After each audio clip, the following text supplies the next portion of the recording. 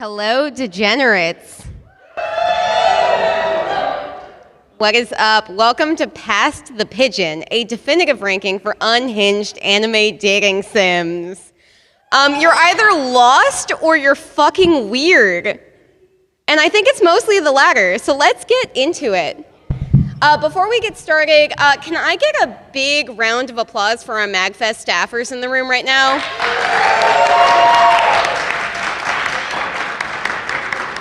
Hell yes, this is the second year I've done this panel, and MAGFest staff are always fucking incredible. Thank you guys so much for everything that you do to keep this con running. It is Friday morning at midnight, and we're gonna talk about some anime titties. Are you guys ready? Woo! All right, let's get into it. First, we have a couple of housekeeping matters to attend to. If my,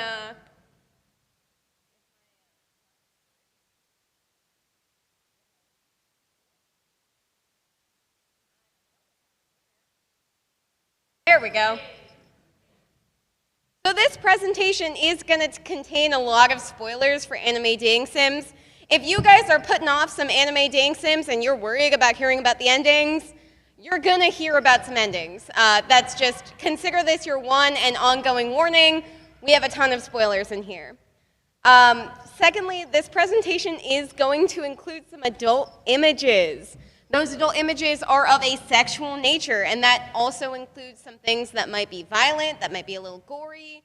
So just be advised, use your discretion. We're all adults here, so let's make sure that we're adults about the images that are showing up on the screen. If that's something you feel that is not for you, this is your moment to leave discreetly. This presentation also includes some audience participation. I will tolerate 0% lewd behavior towards anyone who volunteers themselves to engage in audience participation, nor will I appreciate any level of disrespect towards Fifi. Everyone clap for Fifi. Fifi will be running mics for us. Please be kind to them. You definitely do not want to find out what happens if you are not. That would be bad. So let's talk about anime dating sims, because they've gotten fucking weird in the last couple years, right? They'll do your taxes. They'll teach you Japanese. They'll let you simulate falling in love with an army tank. You can date Nicolas Cage. You can date Nicolas Cage in 2 different dating sims, Caging Me Softly and the Nicolas Cage dating sim. Both of them are free. So what's the point of this presentation? Why are we all here? We're going to unpack what a dating sim is. We're going to use some historical examples to delve into how dating sims have changed over time. We're going to discover what makes a dating sim specifically unhinged. And I will unveil my highly technical, very scientific ranking system in order to display the best and the brightest of our unhinged anime dating sims of this generation. So who am I? I am Mercurial Link. I'm a Twitch streamer. I'm a raggy streamer, but most of what I do is anime dating sims. I have spent hundreds of hours and hundreds of dollars on anime dating sims in order to figure out what makes these games tick, what makes them so fun, and what makes them so intriguing. If you're interested in following me, that's the link. You can take a picture of the slide. I will have that information up again if you are interested. We're going to have our first section of audience participation. I'm going to explain how this works the first time. I'm going to walk you guys through it.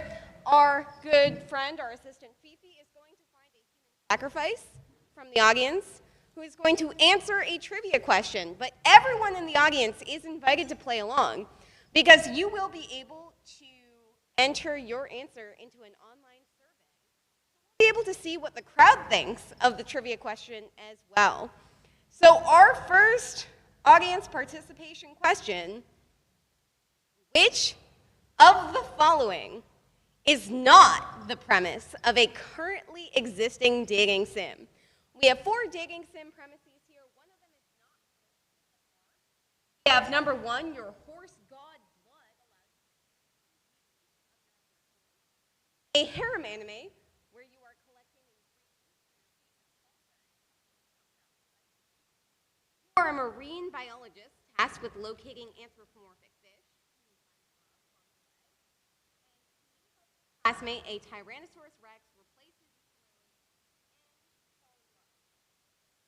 we have 4 answers here. Go to our next slide.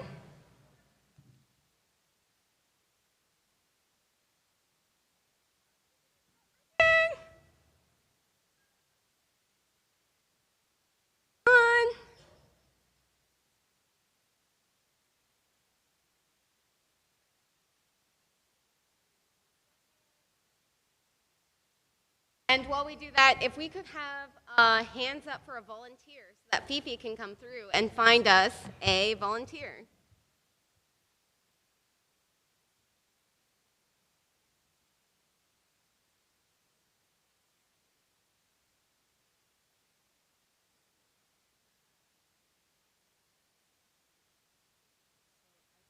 Also one.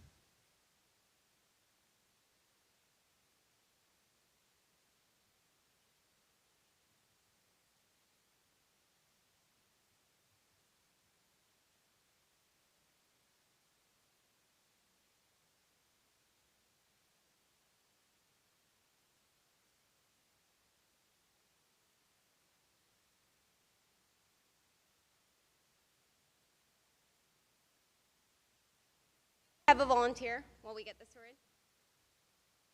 I believe the salsa one is not the.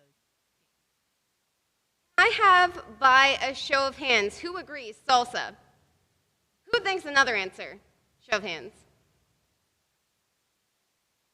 One person with their hands up. Which one did you think was not real?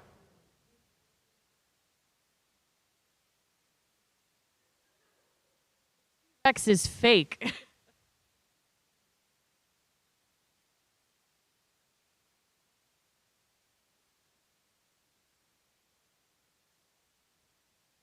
Are we able to mirror the screen again?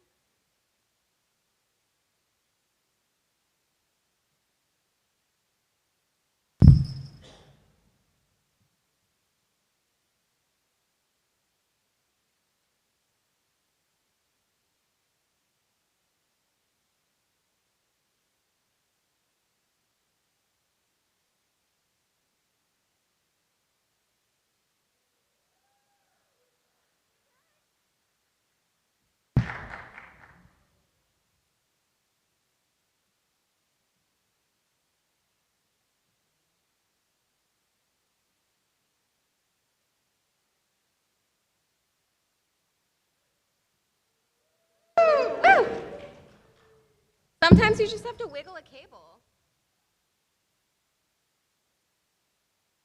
A cable? Yeah, sometimes.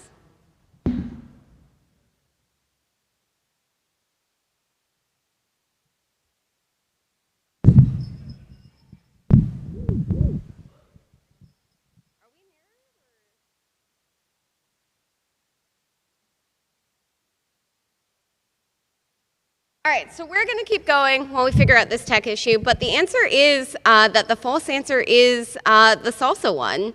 You are correct.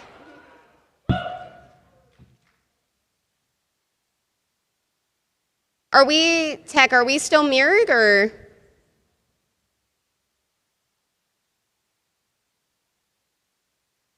Because what I see isn't what's up there.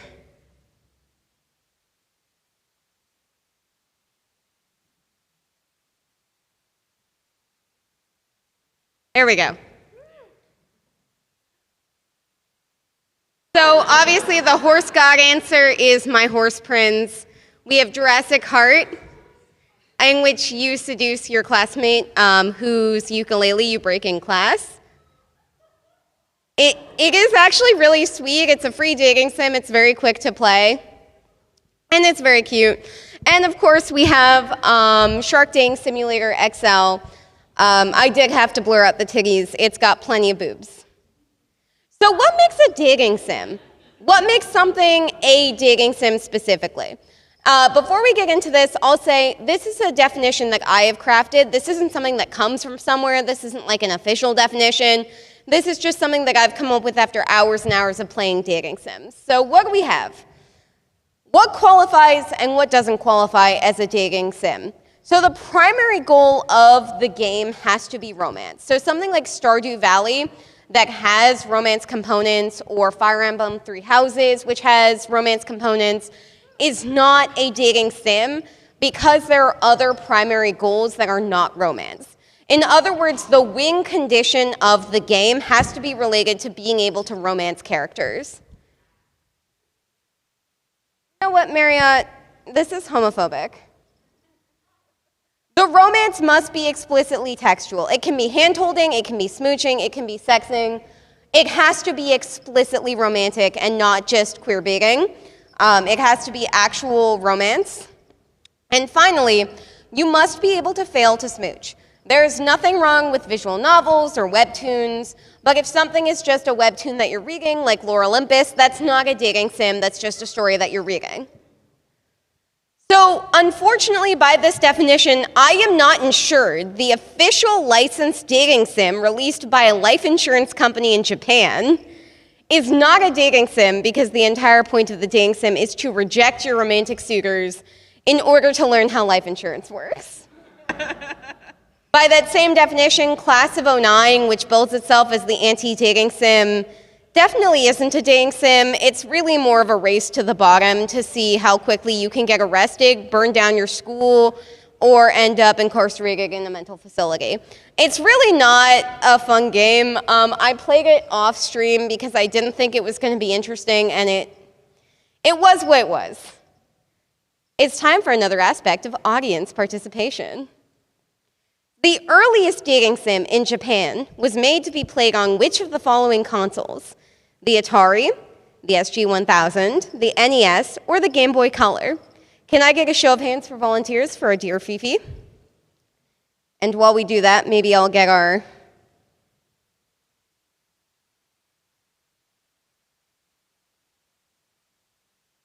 Not show off the answer.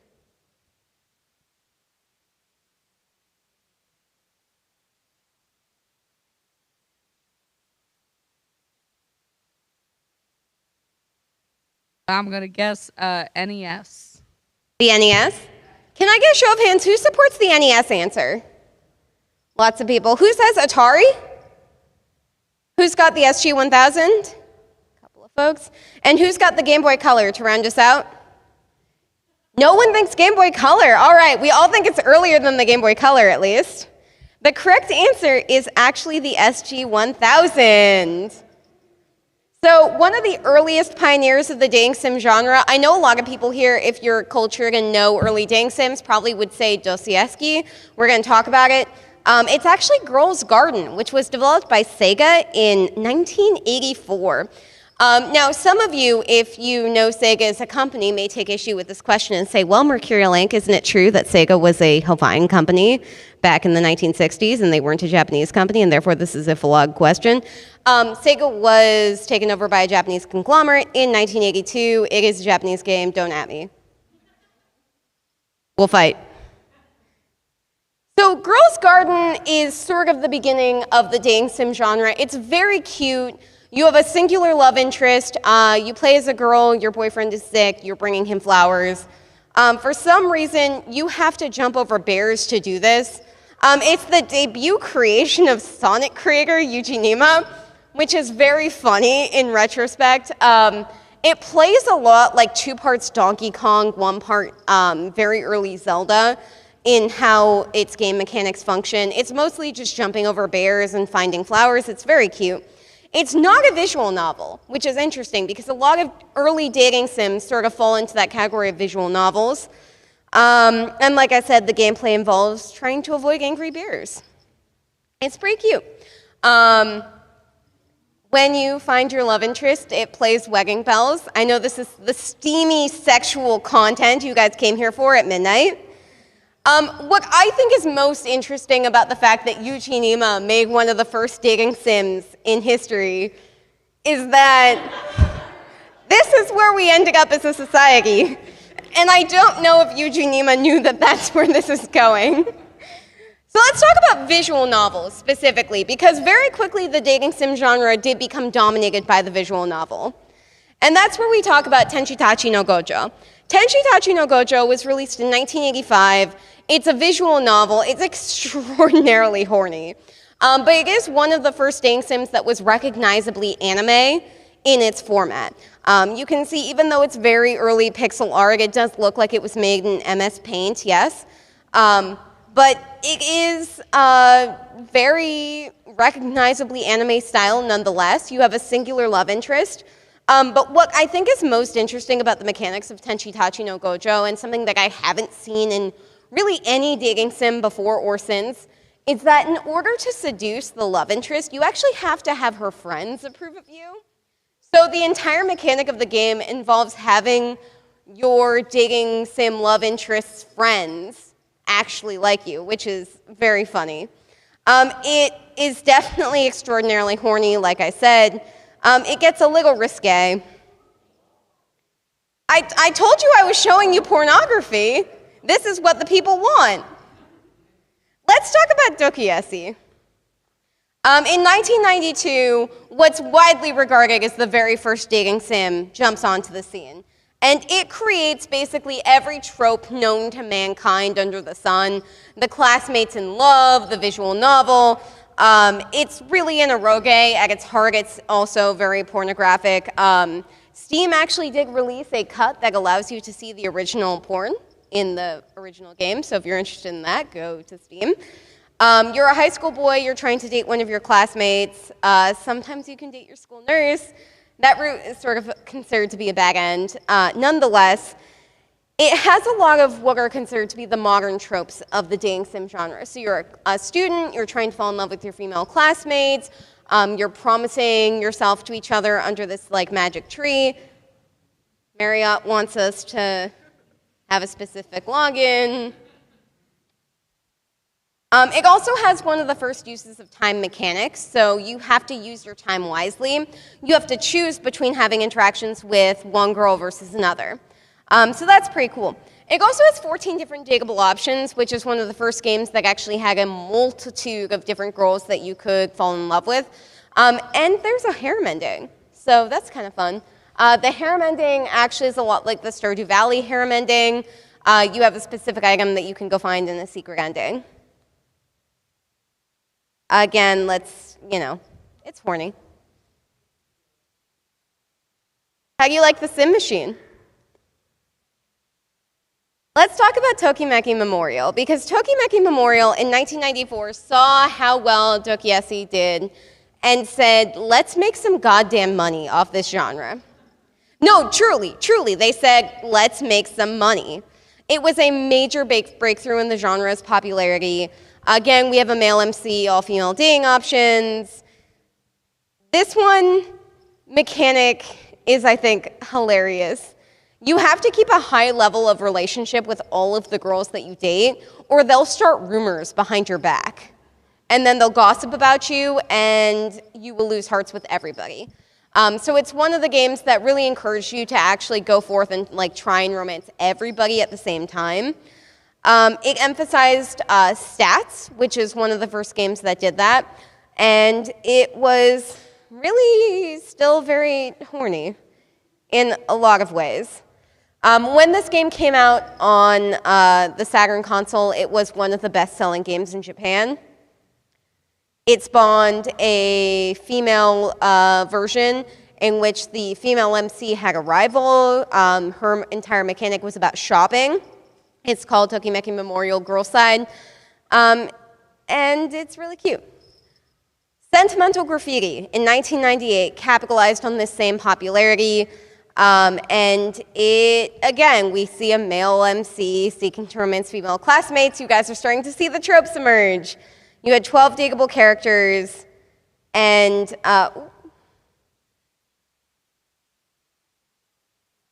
I falsely accused yet.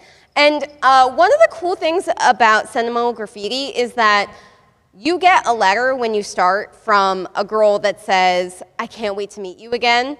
And you are trying to go through all of Japan trying to find the girl that sent the letter.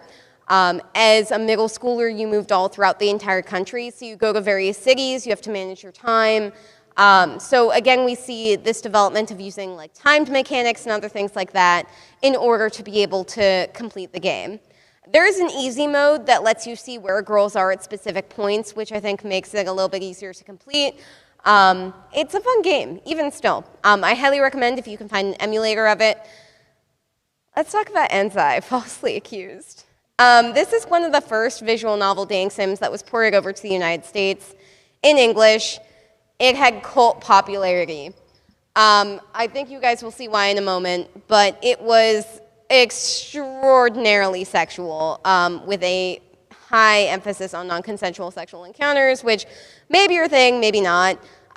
It's set in revolutionary France. Basically, you're accused. Which revolution? Who knows? But revolutionary France of some degree.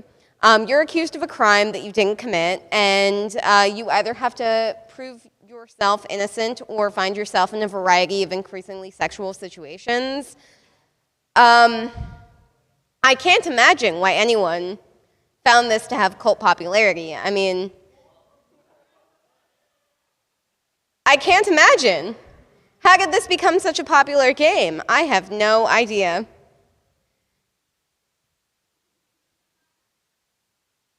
Incoming, let's talk about otome, because you can't talk about dating sims without talking about dating sims which are targeted specifically towards women. And that's what the otome genre was for. We're going to have another segment of audience participation. I'm so sorry that our poll seems to be not working. Could we have another volunteer from the audience to answer the following question? What does the worst ending of Cinderella Phenomenon, featuring Waltz's bag end, have in common with the Square Enix game Final Fantasy XV? 4 men experience the worst road trip ending imaginable. Only human sacrifice can save humanity.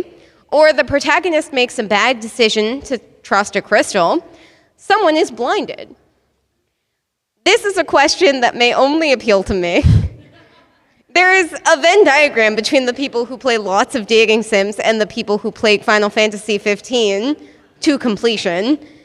That circle may only have me in it. Yes. Agnes makes the bad decision to trust the crystal. Show of hands, who's supporting the crystal? Who thinks bad road trip? We got one for that. Human sacrifice? A couple of hands for human sacrifice. Yeah, woo, human sacrifice. And blinding? Got a couple of hands for that. All right. I'm just going to skip through this because it's not working. The correct answer is C, crystal fuckery. So our human sacrifice was correct. In what many describe as the worst ending to Cinderella Phenomenon, the bad ending to the waltz route, if your mother attacks you and forces you to use your power on the crystal, you are rendered into a doll which has no will, and your love interest becomes a slave to your mom, trying to save you, and it's implied that he never does. It's a really sad ending. It's super fucked up. Cinderella Phenomenon, however, I'm just going to give you guys a plug for it. It's a very standard otome game, but it's beautiful. It has really stunning, beautiful artwork, which Marriott doesn't seem to agree with me about. And the music is actually really, really haunting as you play through it. I think it has really cool storylines, which is not something that I say a lot about dating sims. So if you are into very standard otome games, Cinderella Phenomenon, I highly recommend. Of course, we all know about the standard like mobile games, Mr. Love, Queen's Choice, Obey Me, Shall We Date, Mystic Messenger. I am sure that we will probably see Mystic Messenger cosplays this weekend. And bless all of those people for doing that. The Arcana, same deal. These are games that had like extremely cult popularity. The otome genre is alive and well. It's still thriving. But where did it start? Angelique in 1994, made by Ruby Games, was made by an all-female dev team specifically for a female audience. You serve as the budding queen of the cosmos. You're attempting to date the guardians, who are your advisors. But as a twist in this, if you manage to successfully woo one of the guardians, you don't get to be queen. And I love this idea that you actually have to give up something material in order to have that love interest. I think that's really cool. I also love that we see this emerging trend that's sort of counter to the male main character development, which is mostly a student trying to date his classmates, with this very fantastical element of you trying to be queen of the cosmos. As we saw with Tokimeki Memorial Girls Side, there's a development of having a rival. I don't know why it is that Japanese game developers think all girls have rivals for affection, but that seems to be the trend. It's really cute. It's got like adorable sprite work. This is another game I highly recommend if you can find on an emulator. Definitely give it a shot. Albaria no Otome in 1997, in a similar vein, you have to choose, instead of being queen of the cosmos, a sacred maiden. And instead of your guardians, you have 5 holy knights. It's a very similar setup. You compete with rivals. You're trying to learn how to do magic. This game had some interesting mechanics in terms of you go to classes, you try and build skills, and you go on like little dates that are basically field trips with the various knights in order to go fight the bad guys. And the more you build certain skills, the better you do in those fights, and the more those knights like you. If they have to rescue you a ton, then they are not as attracted to you. The goal is to maximize your battlefield stats in order to fall in love. Yojimbo is on here because I think that this sort of typifies the dating sim that people were tired with by the mid-2000s.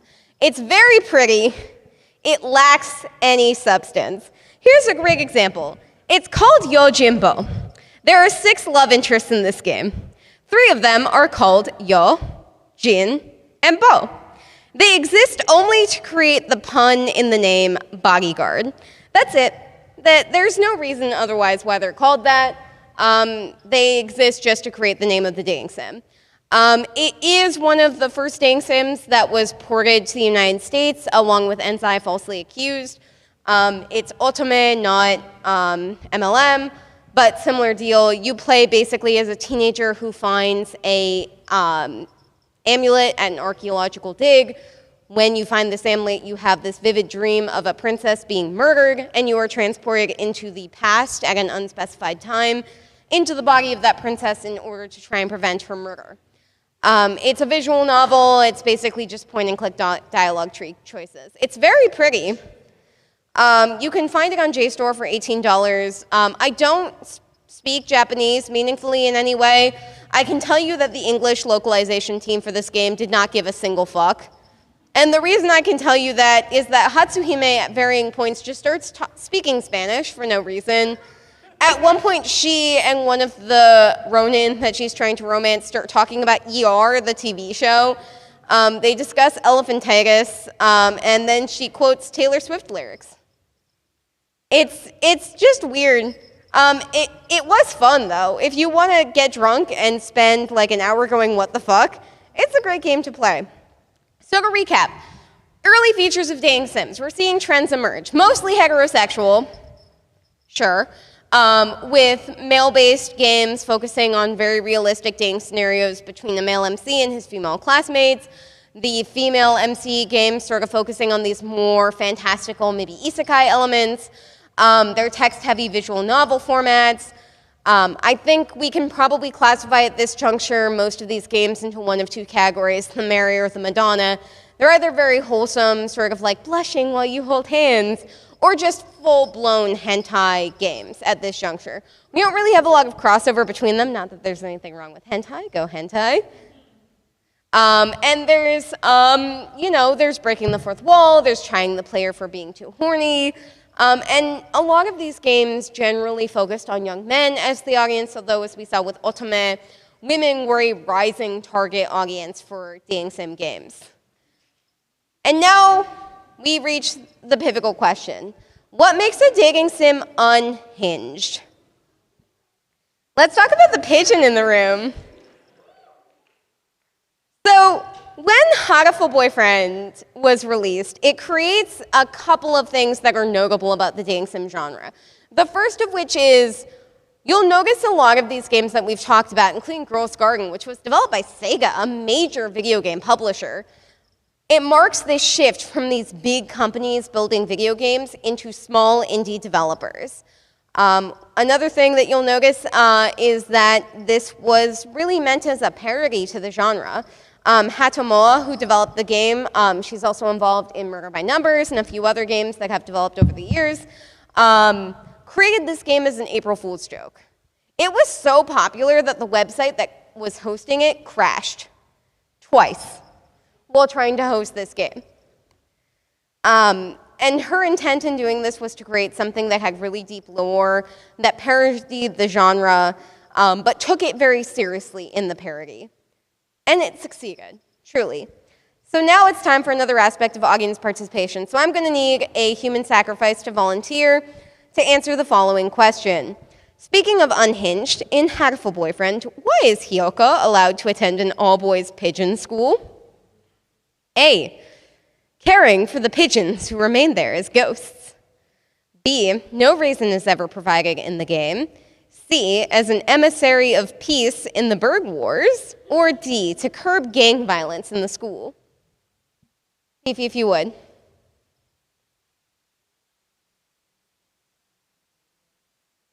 As an emissary of peace in the bird wars. Can I get a show of hands who agrees? Pigeons who remain there as ghosts. Who's got that? No reason is ever given in game. Zach here going, this game just didn't make any fucking sense and no one cared. I see a lot of that. And gang violence. Who's got gang violence on their bingo card? All right, so we're really between two options here. Well, the correct answer is as an emissary of peace in the Berg Wars. In Hatful Boyfriend's Hurtful Boyfriend route, it is revealed that the school exists in a dystopian timeline that I'm sure none of us could imagine, where bird flu has taken over.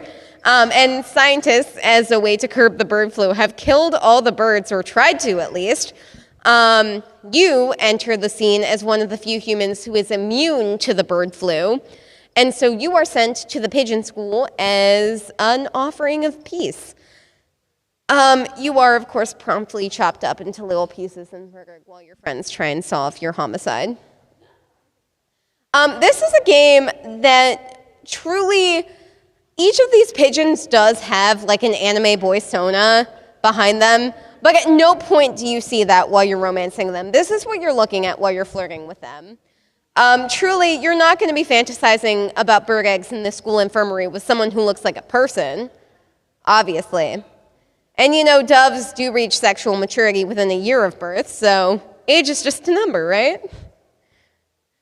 Let's talk about things that make dating sims unhinged. So I think primarily non-human love interests or unconventional love interest choices, right? Unconventional methods of romance, different game mechanics, plot twists, the genre switch up, if you will, the fourth wall breakage in unsettling ways, and deliberate self-awareness of the genre. Now, I think that there is sort of a line to be tread because the dating sim genre has always been somewhat self-aware. There's always been dating sims that are telling you you're too horny, you have to stop. I think back to Dokuyesi, where you are trying to romance the school nurse, and basically you get told off for being too horny like 30 times during this encounter. It's pretty uncomfortable, actually. But I think that there is something to be said for the unhinged elements that are really self-aware about the history of dating sims as a whole. Okay.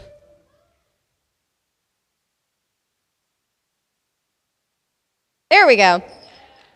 Let's talk about Doki Doki Literature Club. I need to tell you guys a story. I'm going to take you back to the year 2018, if I may. I'm going to date myself and also expose myself a little bit here. Emotionally, not physically. So back in 2018, I was studying for the bar exam. I had a really bad day. I had gotten a really low score on my practice test. I felt like a failure, and I felt the world was closing in around me. And so I said to myself, I need to play a cute game that is not going to make me sad. So I'm not going to play Dream Daddy. I'm going to play Doki Doki Literature Club.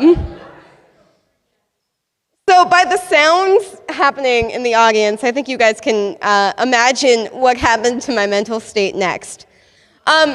Doki Doki Literature Club is the creation of Twitch streamer Dan Salvo. He created this game as a result of his love-hate relationship, that's his words, not mine, with anime specifically. It is another dating sim that exists to parody the genre in a lot of ways. As an anti-AI shout-out, I'll say he originally developed the art using an AI generator to generate the characters, and he thought the art looked fucking terrible. So he actually had an artist that was then a translator for one of the major manga companies make the art for the game, which is so iconic. It's beautiful. Like, the art for this game is hauntingly haunting. Haunting maybe is the only adjective that we need. So that's a good example of art coming directly from an artist and not being generated by a computer, being really, really effective at communicating what a dating sim wanted to do. If you haven't played Doki Doki Literature Club, honestly, its base mechanic would make a great dating sim. The main idea behind its base mechanic was that you would create poems and essays, and those stories that you created, depending on their tone, would appeal to one of the girls in the literature club, and as you romance them using your poetry, they would become more and more enamored with you. However, really quickly, Sayori kills herself and everything sort of goes off the rails. Things start glitching out. You start getting bloody letters. Your friends start having their faces disappear. Stuff gets really wild. I again invite you to imagine in 2018 when I had no idea when the Monica twist was coming. She's here. Amazing timing, actually, by the Marriott. This game shut down my computer while I was studying for the bar. And I cried. But it was a really good ending to this game. If you haven't played Doki Doki Literature Club, I'll catch you up. Monica takes over your computer. You actually have to delete her out of the game files on Steam. You have to close the game. You have to go into the files, and you have to, like, fuck around with them in order to get rid of this bitch. It's really cool. Experiencing this ending, having no idea what was happening, fucked. Like, hardcore. That was really, really cool. This is an amazing game mechanic, and I think that this lightning in a bottle is something that we've rarely seen again. If Hatoful Boyfriends sort of like knocked on the door and tried the handle a little bit in terms of the unhinged dating sim genre, Doki Doki Literature Club kicked down the door. It's time, yet again, for audience participation. So I'm gonna need a hand. Can someone volunteer to answer this question? In Helltaker, what item do you give Beelzebub, the Lord of the Flies, to defeat her and win the game? A, the contract of the Justice Demon who sealed her away. B, a severed head. C, an ancient gemstone that can free her from the void. Or D, chocolate pancakes.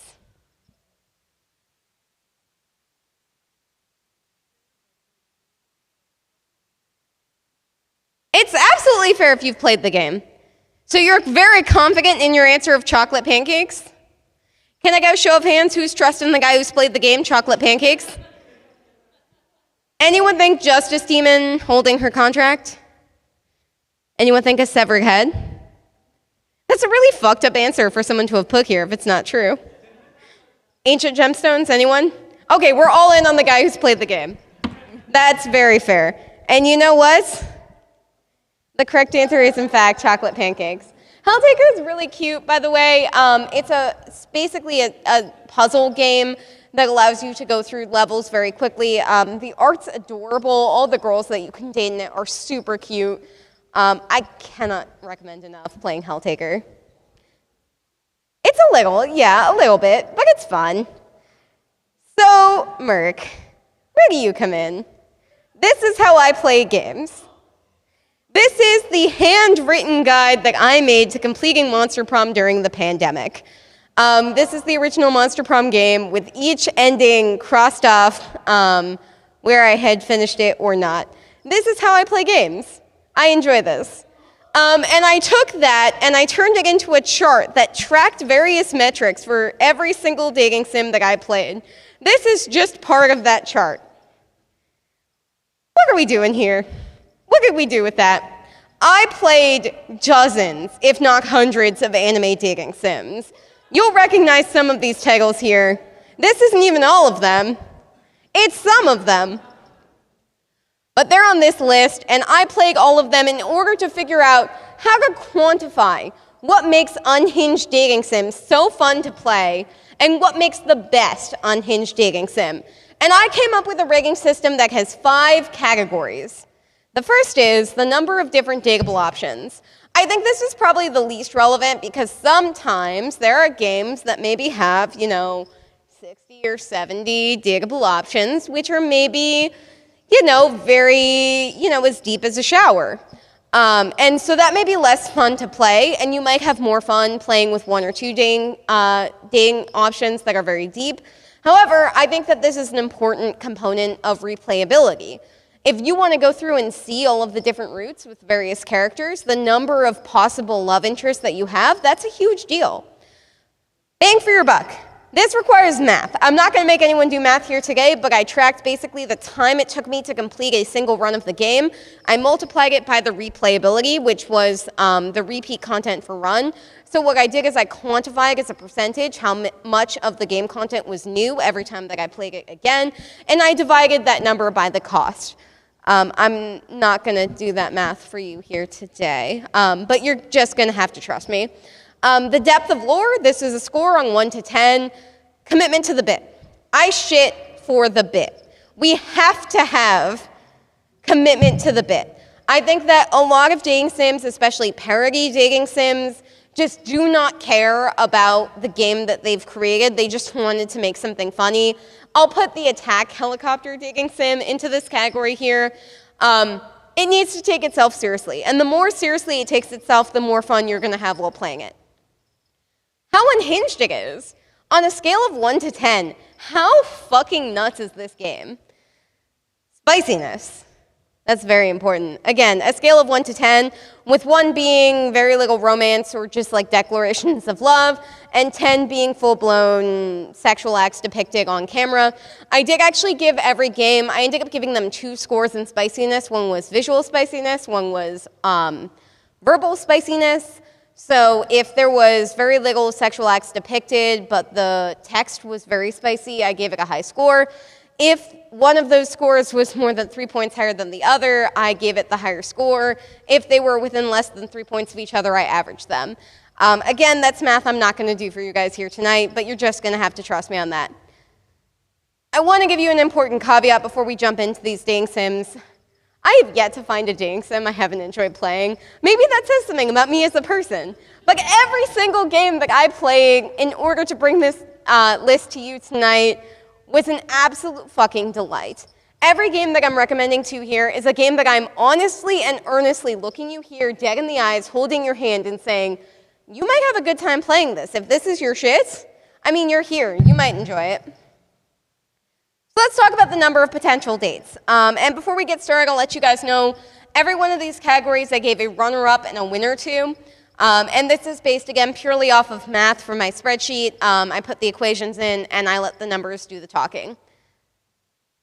Our runner-up is Doomsday Paradise. With 14 dateable options and over 117 distinct endings, Doomsday Paradise actually plays more like a combat game than a dating sim. The main mechanic is fighting the Dark Lord's followers. It's actually really cool.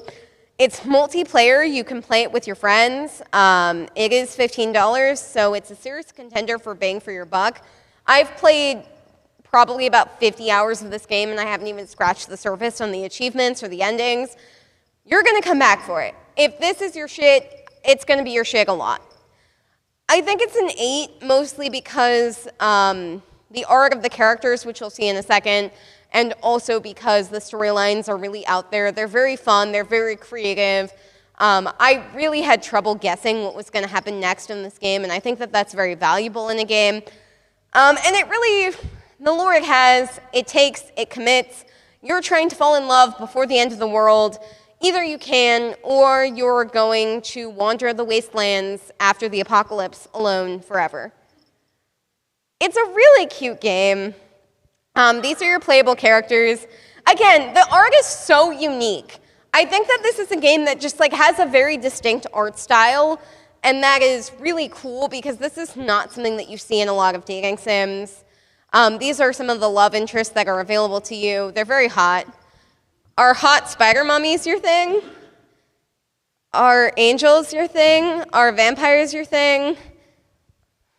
Is the Marriott internet website login your thing? Y'all get the point. They're very, very cute.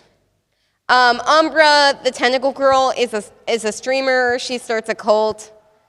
It's very cute. I'm a fan.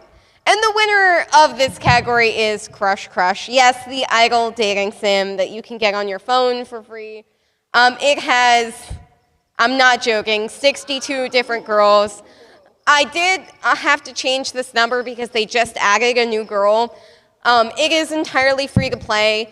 I think that there's something to be said for the fact that it is very free to play. I've never spent a cent on this game. It's still downloaded on my phone. I could pull up how many hours I've played on this phone, but actually I don't want to.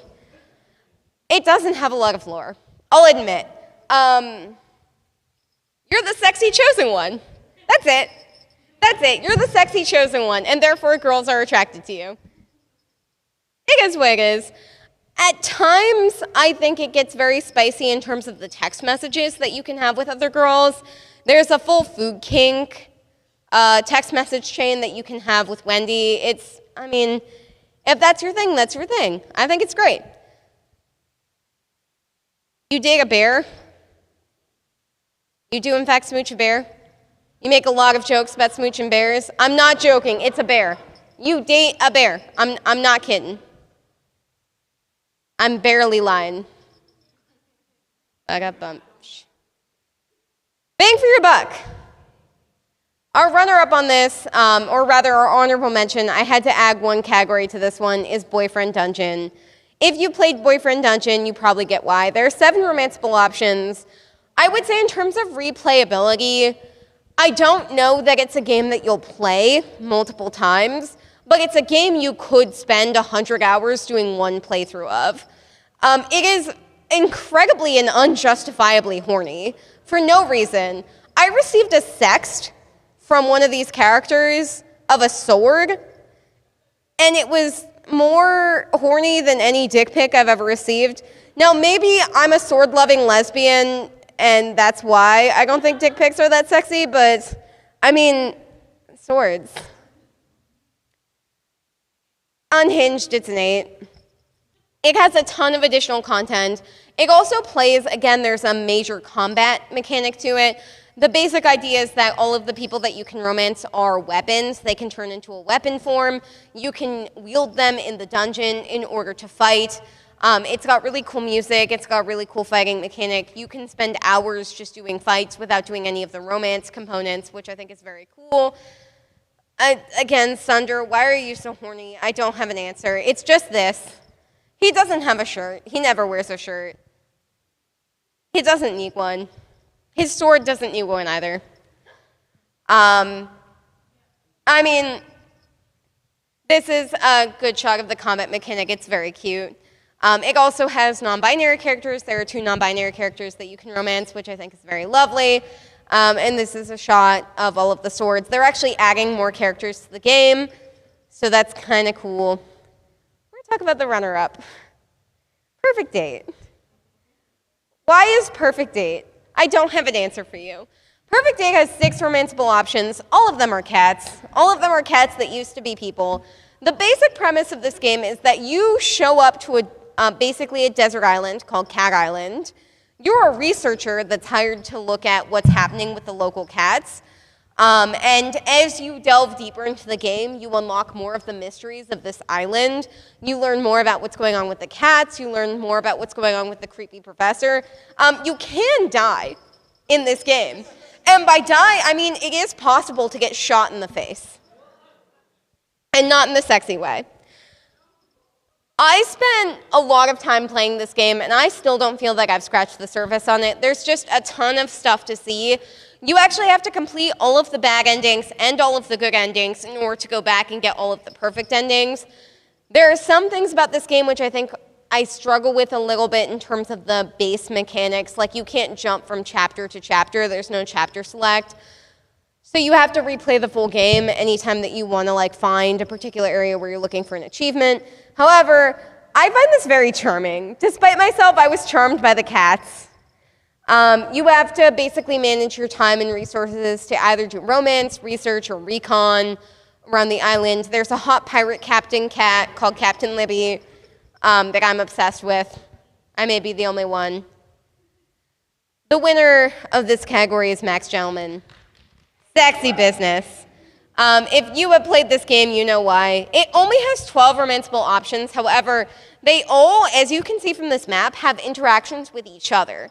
So they don't just have romance with you, they have romance with other people that they serve on your board of directors for. Max Gentleman's Sexy Business is a game where you create a gentleman trying to save your company, and in doing so, you make your own rival. Heaven and hell and their contract system get involved. The lore goes deeper and more unhinged than you can possibly imagine.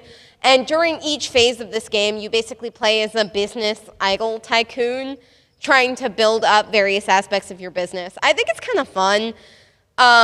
It's $20, but it's $20 well spent. I think that there's a lot of content for the money that you spend. This is the character customization screen.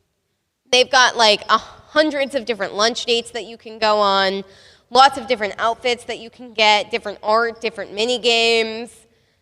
You can take your dates for tea and pick different tea. It's a great game. I highly recommend it. Let's talk about commitment to the bit. Which games did I find really picked a bit to play and played it through to the end? The love of my life, Hustle Cat. I think this game will probably still be in this presentation if I'm still doing it in like 20 years. If only because Hustle Cat has this like very special place in my heart because of how much it impacted me when I played it. There's 6 potential dates. The basic premise of the game is that you start working at a cat cafe, you need a job, and this cat cafe is cursed. Whenever anyone leaves the cafe, they turn into a cat. I know, the worst thing that could ever happen, becoming a cat. It's not especially spicy, although I will note that there's some really intense hand-holding here that does feel like maybe you're watching a sex scene. I will note this is a game that does have probably about 30% repeat content up front. The beginning of the game is pretty much exactly the same regardless of what choices you make, unless you're trying to romance Reese, in which case you get into a maid outfit pretty quickly. But other than that, once you get past that original part of the game, as you start romancing the different characters, you begin picking up a ton of lore about which law, which territory, and how the various characters interact with each other. It is $20. I would say I've probably played through every route on this game twice, and I may do it again. This is Avery, that's you. You're Avery Gray. You have a cat named Mochi. I have a cat named Mochi, which I'm sure had nothing to do with how much I love this game. These are your coworkers. You've got Landry. You've got our anxious boy. They all have different types of magic that are based on their personality, which I think is very sweet. It has very cool, very well thought out magical world building elements, which is something that, again, they really thought through how the magic impacted these characters and how that might affect their lives and the way that they behave. And that's something which I think is really neat. For example, Landry is so anxious that his anxiety could literally power the city. And Graves is, of course, dateable. He's your boss, but you can only date him once you've dated everybody else in the game. I think about Graves' character introduction at least 3 times a week, because when he introduces himself, he quotes the telltale heart. He has heterochromia, so he has one bright blue eye. And the way that he describes himself is describing the line of the telltale heart where he says, "Oh, it was his eye, I think. His eye." And then he says, "Irrigus heterochromia. It's more common in cats than in people." Again, I think about that a lot. There are some really good villains in this game, too. And each one of the side characters that you can date has a side villain associated with them, including some very sweet ones, some very earnest ones. They're all really interesting, and they've got really in-depth plots associated with them. And the winner, Sucker for Love. And I'll loop in with this Sucker for Love, A Date to Die For, which I also played recently. You know, there are very few things that I can say that I've been genuinely scared and horny while playing. If you played Sucker for Love, especially Sucker for Love, A Date to Die For, I think you'll understand what I'm saying when I say that this game took the horror genre and the dating sim genre and said, truly, how do we very seriously marry these games? It has one of the most creative dating sim mechanics I've ever seen in a dating sim. You play as a young man who just wants to smooch. Relatable. You just want to get that damn smooch. And in order to do that, of course, as every young man who wants to smooch might want to do, you order the Necronomicon off of eBay, and you summon an Eldritch Horror, and you try and smooch the Eldritch Horror by doing Eldritch horrific rituals, right? Yeah, that's how we all got our first smooches. This game takes itself so seriously, and I love it. I truly do. And Sucker for Love, A Date to Die For, the follow-up sequel to this, where you date the goat mother, goat mommy, if you will. It's just really good. I don't understand what the devs were thinking when they said this is something that might be horny. This Junji Ito bullshit, truly, I can't comprehend why it was that when this popped up on my screen, I went, oh, mommy, give me more. And yet I did, in order to date Nyan Lahotep, the clawing chaos. You can also date Haster, Lanega. This is what happens to you if you date Lanega and you turn her tentacle mask into your real face. And of course, we've got our goat mother, Roxanne. It's really good. I think that the jump scares of Sucker for Love, A Date to Die For are not the things that make it horrific, although they don't help. This game really emphasizes the urgency of doing the rituals in a particular timeline in a way that sort of gets your heart rate pumping. I think that there's a fine line truly between fear and horniness. And this is a game that really saw what Doki Doki Literature Club did with that line and said, let's blur that even more. The unhinged dating sims. Let's talk about the weirdest games I've ever played in public on a screen. It always will be. I love you, Colonel Sanders, the officially sanctioned Kentucky Fried Chicken dating sim. This was paid for by the company. They're good with this. The transfer student to your school is a very handsome white-haired man who makes really good fried chicken, and you make sweet magic with him in the kitchen. I'm not going to spoil this game for you. It's free on Steam. You should just download it and play it. I don't have an explanation. You don't want an explanation. This Shokugeki no Sama bullshit is what you need in your life. Just go play this game. Truly. And the winner of this game is Ransomware Dating Sim. Now, Ransomware Dating Sim is a game that asks the question, could God make a dating sim that even I would not enjoy? The answer is no. I have no floor. There is nothing that I would not enjoy playing. I earnestly enjoyed Ransomware Dating Sim. It is populated by 10 dateable characters who mostly seem to be a cast of 2000s-era 4chan mods and pandemic-era Discord kittens. And yeah, that's about it. The most charming dateable option in this game is a phishing software posing as a Nigerian prince that wants my bank account information. So I don't know what that says about me or about this game. I enjoyed every second of it. I have to say, I did feel like I was on drugs. I've never done hard drugs, but I expect it's a lot like playing Ransomware Dating Sim. It's deeply upsetting, but it's highly satisfying. It's also a really difficult game to play, which I think is really interesting for a dating sim, because dating sims are not that hard. Generally speaking, aside from the times that they fake you out with an answer that seems like it's the right one, but actually you're insulting someone, as a general rule of thumb, dating sims are not difficult games to play. So for me, playing Ransomware Dating Sim in a saying where it was actually really hard to advance, let alone get any character in this game to like you, was nuts. These are your takeable options. You're basically hijacked into participating into a bachelor-type show with 10 different icons that have weird prejudices against Norwegians and obsessions with Bitcoin. I, too, like Original Sin, am looking forward to the smooching. And so without further ado, let's talk about the smooching. What games did I play that were especially spicy? But before that, it's time again for audience participation.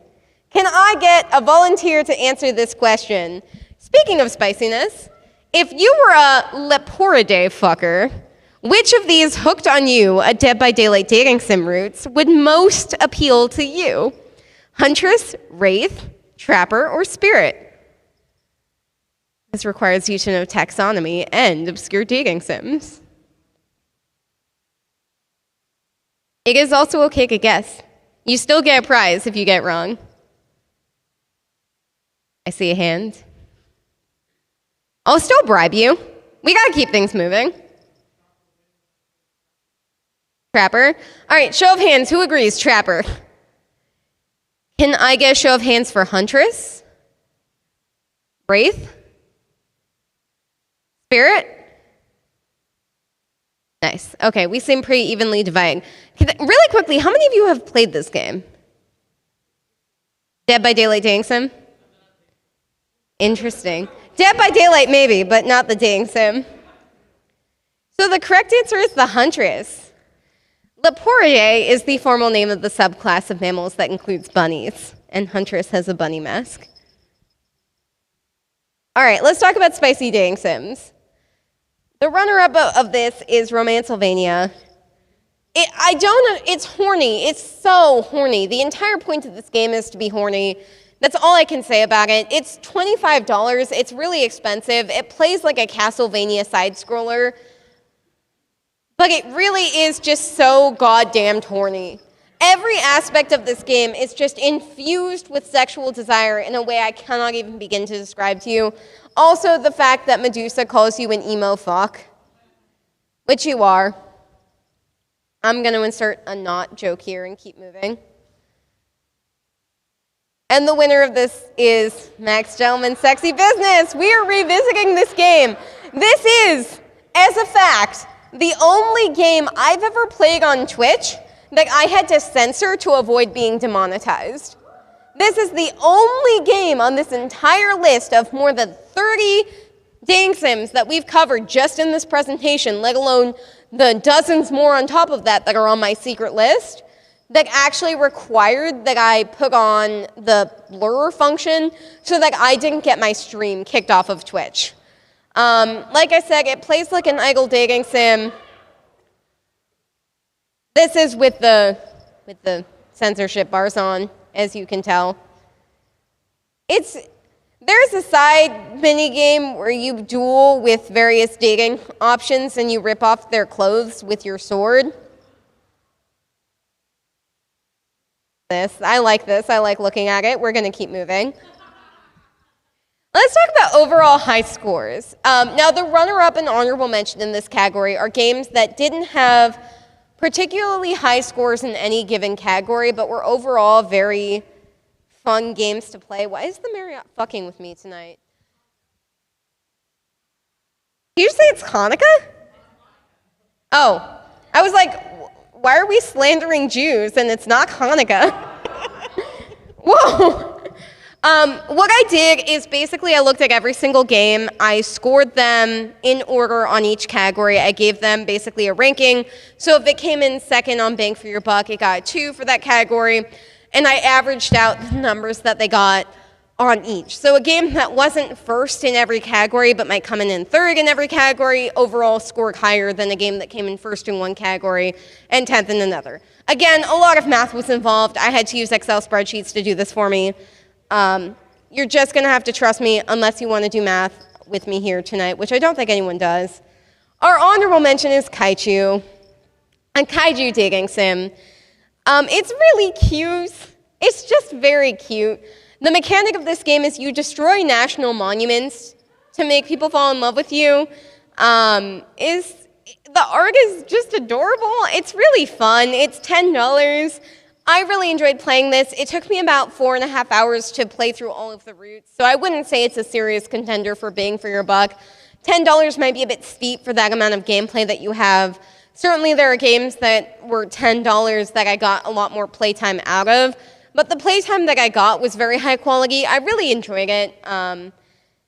It's just the art style is adorable, and it's the only game on this list that has a romanceable option that has neopronouns, which I think is awesome. So that's cool. This is an example of what that mechanic looks like. You use hearts to burn down the Golden State Bridge. It's fun. All right, the runner-up. If you have played Slade the Princess, maybe you know what I mean when I say I'm not sure that I think that this is a dating sim. And I actually had to wrestle with myself significantly about whether or not I could include it in this list. I went back and forth, I played a lot of routes, and I think fundamentally what I come back to is this. When you boot up the game, you get one screen that says this is a horror game, and it gives you all of the trigger warnings and the epileptic warnings and stuff like that. And then it gives you a second page, and it says this is a love story. And I think I have to take this game at its word that it is a love story. This may be one of the coolest games I've ever played, period, let alone coolest dating sims. It truly typifies this idea that love and horror coexist hand in hand as bedfellows that get freaky with each other every single night. It typifies this idea that sometimes love doesn't stop you from hurting each other, and that sometimes you have to trust one another whether or not that trust has been earned. Sometimes you have to just do shit and hope for the best. This game really is so good. The art is so pretty. You have over 23 different versions of the princess that you can slay, smooch, or save. It's $17.99 on Steam right now. I would say it's worth every penny. There are hundreds of hours of gameplay in this game. It's got over 130 achievements on Steam that you can get. And I think that if you are someone who plays games on Steam, you probably understand that that translates to a fuck ton amount of game content that you would have to play through. It's not especially spicy. I will say it has some really intense hand-holding that made me almost feel like I was watching people fucking on screen in front of me in a way that I cannot even begin to describe how intimate it was. The art is beautiful. There's so much to see. This game is absolutely incredible. I don't want to spoil it for anyone here because I really do think that this game is so cool. If there's any game that you take from this list, this is one that I really hope that y'all play because it is just so wonderful, and it's truly the developers put so much love into it. I want to give you guys sort of a brief look at some of the art and some of the princesses that you can date in it. Like I said, horror and love, they exist together. They're bedfellows. The narrator of this game hates you, and it's very funny. It's hilarious. It's a freaky game, though. Anyway, like I said, there's some very intense hand-holding. I can't stop thinking about this game. It's so good. And now we come to the overall winner. The number one across the board, highest scores in every single category that we've discussed after an hour and 8 minutes of talking about dating sims. It's Monster Prom. Monster Prom remains the king of dating sims. There are 20 potential dates, hundreds of different endings, including secret endings that are associated with various aspects of the game. It has an unhinged score of 8 out of 10, which I think is earned in part because some of the lore is just really fucked up and weird, especially relating to the Witch Coven. If you go down Aravi's rabbit hole, you find some real weird shit. Damien's dads, it's so cute. I love everything about it. I have played, and I will pull this up on my computer if I could, I have played over 250 hours of this game. I am not exaggerating when I say that this game probably saved my life during the pandemic. I spent so much time in 2020 playing this game. And also, you can play it competitively with your friends. You can play it with up to 4 people and romance 4 characters. It also allows you to sabotage each other. So it is possible to ruin your friend's dating route if you find particular special items. I will loop into the Monster Prom party the fact that Monster Prom has a sequel, Monster Camp, in which you can take a whole new slew of characters. Monica is back. I would say Monster Road Trip, although I actually think Monster Road Trip does not qualify as a dating sim. There is a dating mechanic. You can take folks with you, but the main goal is to get to the particular destinations. However, they are coming out with a 4th game, Monster Con, this year, which I'm very excited for. Monster Prom has some of the coolest, weirdest, most wonderful endings, from the Prank Masters ending, the eel ending in which you murder the monarchy. Yes, I see recognition in the audience. I think by far the best ending in Monster Prom. Just a brief survey of the various ways in which you can have interesting... Yeah, are you interested in dating an AI? You are now. Would you like to date the king of the furries? I'm just saying. It's a good game.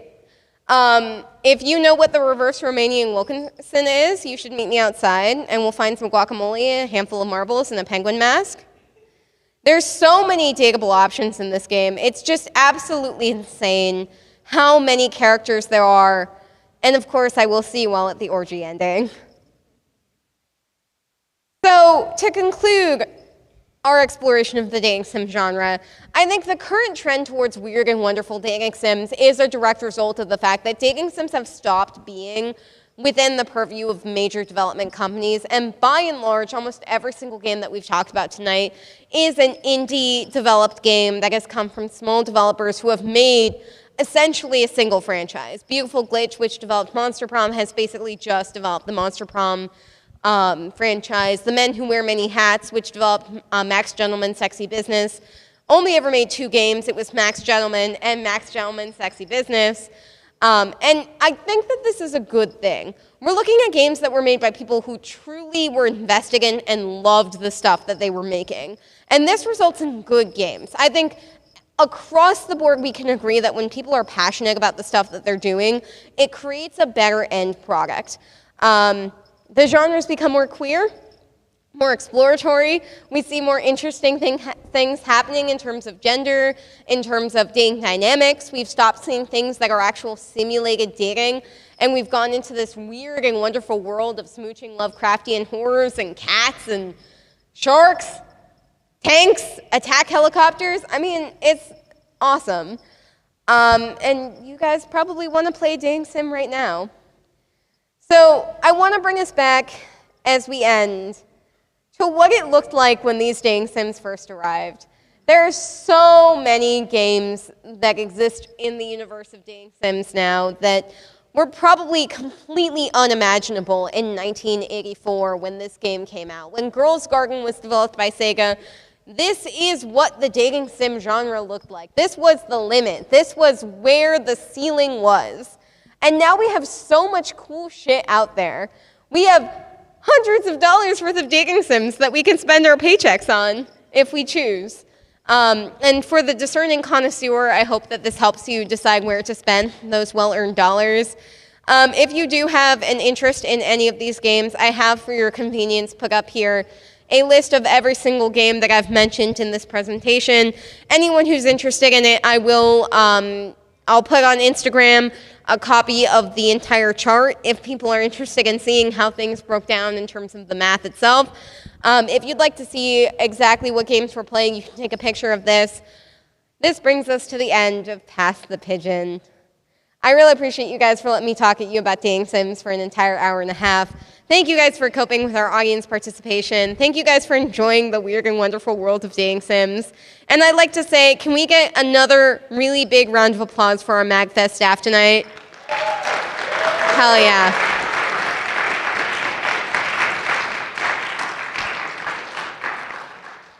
And with that, I have been your streamer, Mercurial Link. I had a great goddamn time tonight. I hope you guys did too. If you want to follow me on Twitch, I'll put the link up there for y'all if you would like it. And I hope you guys have a wonderful fucking MAGFest. I'll see you around.